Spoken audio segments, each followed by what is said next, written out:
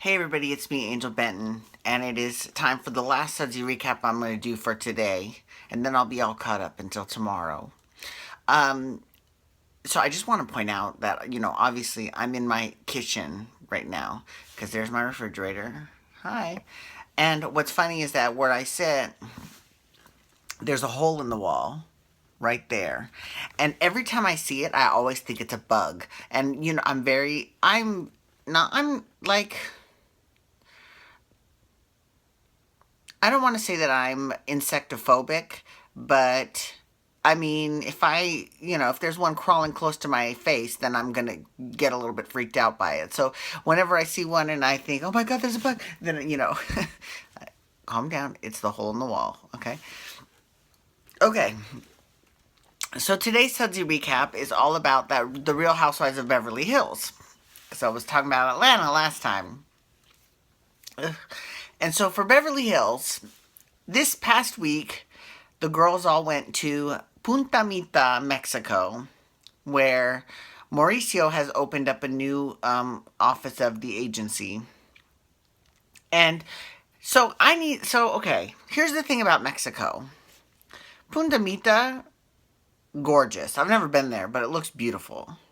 I've been to Mexico. I went to Ensenada on a cruise. Again, also amazing, beautiful. Now, I have to say, this past 2 weeks, I've been in El Paso, Texas.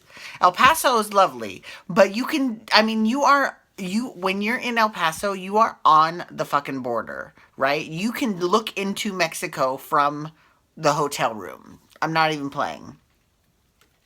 And not just that, but Juarez, which is the city on the border, on the Mexican side of the border, is allegedly it's the worst city in Mexico in terms of danger and crime.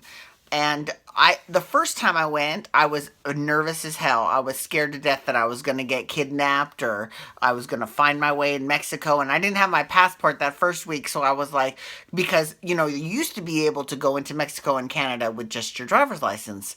But then they changed the law way before Trump came in office.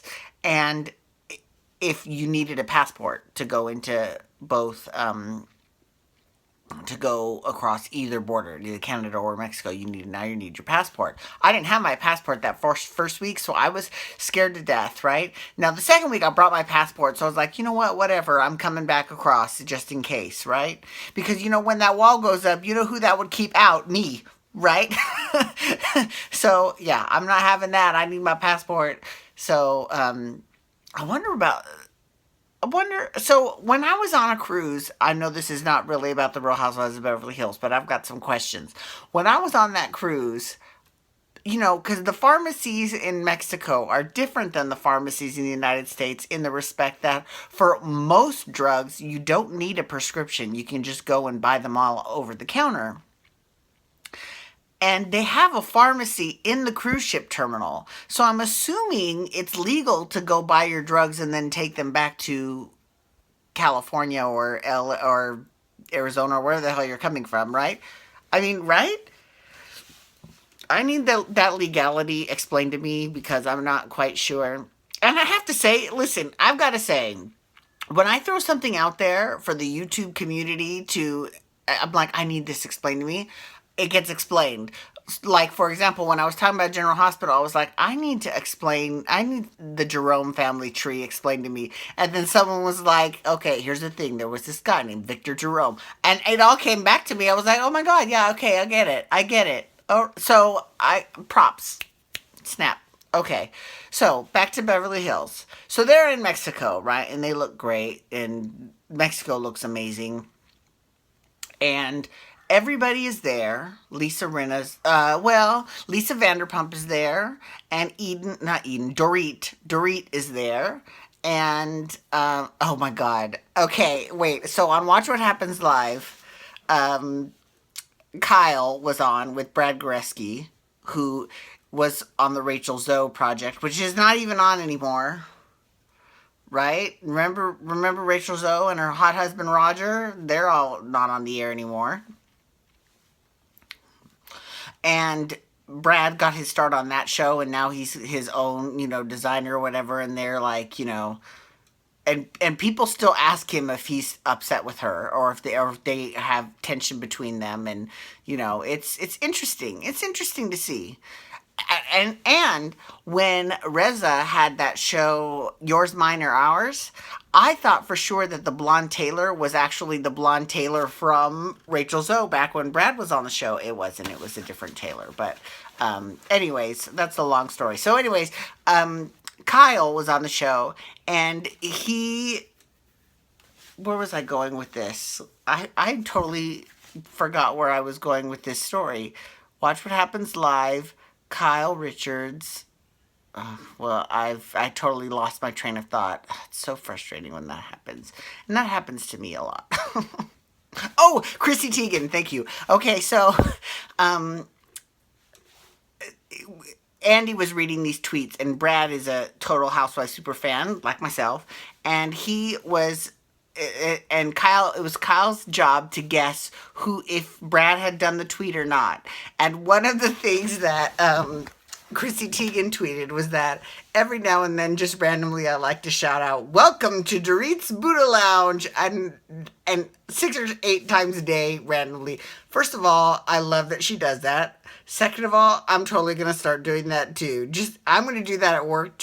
I'm going to do it to freak people out, because it will freak them out, because no one at work is that big of a Housewives fan, but I'm a huge, well, actually, no, there are a couple girls at work that totally get it, so they will laugh if they hear it, but I don't know why, that just tickles me. It's so funny. So anyways, Dorit and PK were there, and Eileen and Lisa Rinna ended up coming later.